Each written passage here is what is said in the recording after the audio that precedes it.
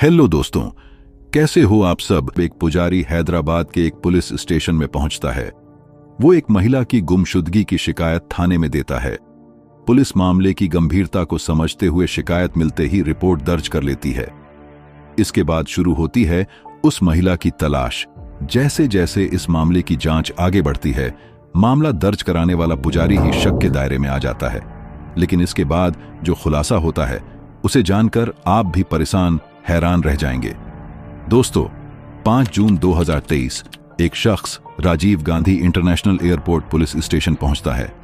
उसके पहनावे से साफ है कि वो किसी मंदिर या मठ का पुजारी है। जिस्म पर सफेद धोती, माथे पर तिलक और हाथ में मोबाइल फोन। ये आदमी पुलिस को अपना नाम अयाग्री साई कृष्णा बताता है और कहता है कि उसे अपनी भांजी की गुमशुदगी की रिपोर्ट लिखानी है। वो बताता है कि उसने अपनी भांजी कुरुगांती अप्सरा को 2 दिन पहले यानी 3 जून की रात को शमशाबाद इलाके में ड्रॉप किया था, क्योंकि उसे वहां से अपने दोस्तों के पास भद्राचलम जाना था। लेकिन इसके बाद ना तो वो भद्राचलम पहुंची और ना ही अपने घर हैदराबाद वापस लौटी। ऊपर से अब उसका मोबाइल फोन भी स्विच्ड ऑफ हो चुका है। ऐसे में वो अपनी भांजी के गायब होने की रिपोर्ट लिखवाना चाहता है ताकि उसे ढूंढा जा सके। 26 साल का अयाग्री साई कृष्णा हैदराबाद के ही सरूर नगर इलाके में पुजारी है। अब क्योंकि खुद साई कृष्णा ही वो शख्स है जिसने अपनी भांजी को गायब होने से पहले आखिरी बार देखा था, पुलिस सबसे पहले साई कृष्णा से ही अप्सरा की गुमशुदगी के मामले की जांच करने का फैसला करती है और उससे पूछताछ शुरू की जाती है। साई कृष्णा पुलिस को बताता है कि उसने 3 जून की रात को ही अप्सरा को उसके घर से पिक किया था और दोनों लॉन्ग ड्राइव पर निकले थे। हालांकि उसे अप्सरा को घर वापस नहीं छोड़ना था, बल्कि हैदराबाद के ही बाहरी इलाके शमशाबाद में ड्रॉप करना था, क्योंकि उसे वहां से आगे भद्राचलम जाना था। उसने वैसा किया भी, लेकिन इसके बाद से उसका कोई पता नहीं चला। साई कृष्णा ने बताया कि उसका फोन अगले दिन यानी 4 जून से स्विच्ड ऑफ है। इसके बाद उसने अप्सरा की मां के साथ मिलकर उसे कई जगहों पर ढूंढने की कोशिश भी की, लेकिन उसका कोई पता नहीं चला। हैदराबाद पुलिस ने सबसे पहले साई कृष्णा के बयान की तस्दीक की। अप्सरा की मां ने पूछताछ में यह कबूल किया कि वाकई 3 जून की रात को उसका भाई उसकी बेटी को अपने साथ घुमाने के लिए लेकर गया था। ऐसे में पुलिस ने मामले की तफ्तीश की शुरुआत उसी सरूर नगर इलाके से करने का फैसला किया, जहां से साई कृष्णा ने अप्सरा को पिक किया था। पुलिस ने सरूर नगर से शमशाबाद तक के 21 किलोमीटर के पूरे रास्ते में लगे तमाम सीसीटीवी कैमरों की स्कैनिंग करने की शुरुआत की, ताकि ये पता चल सके कि आखिर अप्सरा कहां से कब और कैसे गायब हो गई। लेकिन जब पुलिस की जांच आगे बढ़ी तो अप्सरा की गुमशुदगी के मामले का पहला क्लू हाथ लग गया।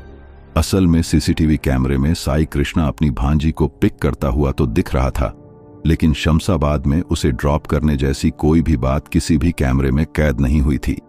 ऐसे में पुलिस ने जब दोबारा साई कृष्णा से अप्सरा को लेकर पूछताछ की तो वो बयान बदलने लगा। अब खुद मामले की शिकायत करने वाले साई कृष्णा के ऊपर ही पुलिस को शक होने लगा और पुलिस ने उससे सख्ती से पूछताछ की, जिसके सामने वो टूट गया।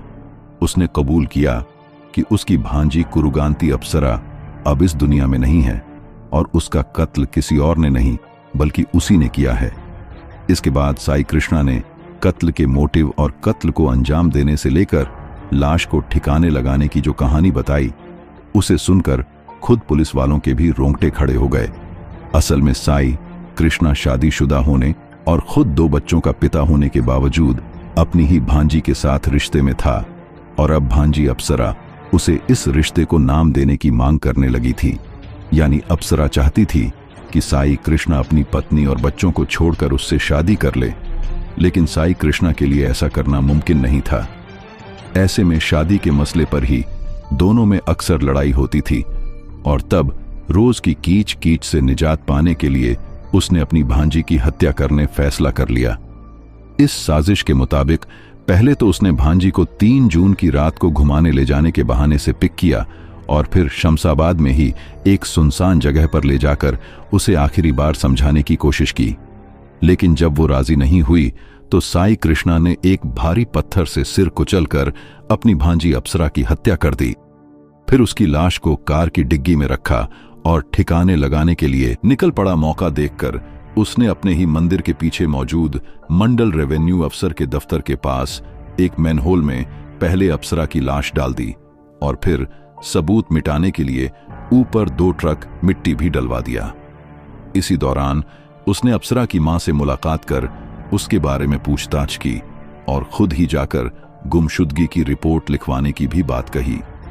इस बीच जब एक दिन बाद उसने महसूस किया कि मैनहोल के ऊपर मिट्टी डलवाने के बावजूद बाहर से लाश की बदबू आ रही है, तो उसने मैनहोल के ढक्कन को सीमेंट से पूरी तरह सील करवा दिया।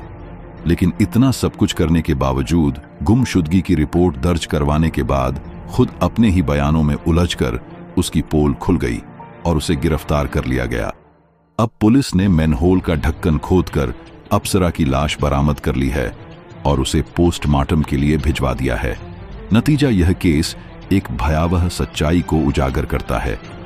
अप्सरा का मर्डर एक ऐसे व्यक्ति ने किया जिसे समाज ने एक आदर्श और धार्मिक व्यक्ति के रूप में देखा था, लेकिन उसके भीतर छिपे क्रूर इरादे ने उसकी भांजी की जिंदगी ले ली। पुलिस की त्वरित कार्रवाई और सतर्कता के चलते साई कृष्णा को गिरफ्तार कर लिया गया और उसे अपने अपराध की सजा मिलेगी। यह मर्डर केस इस बात की सीख देता है कि अपराध छिपाने की चाहे कितनी भी कोशिश की जाए, अंततः सच सामने आ ही जाता है। तो कहानी को यहीं पर खत्म करते हैं। आप कमेंट करके बताइए कि वीडियो आपको कैसा लगा। इस वीडियो को लाइक और शेयर जरूर करें। चैनल को सब्सक्राइब करके बेल आइकन ऑन कर लीजिए।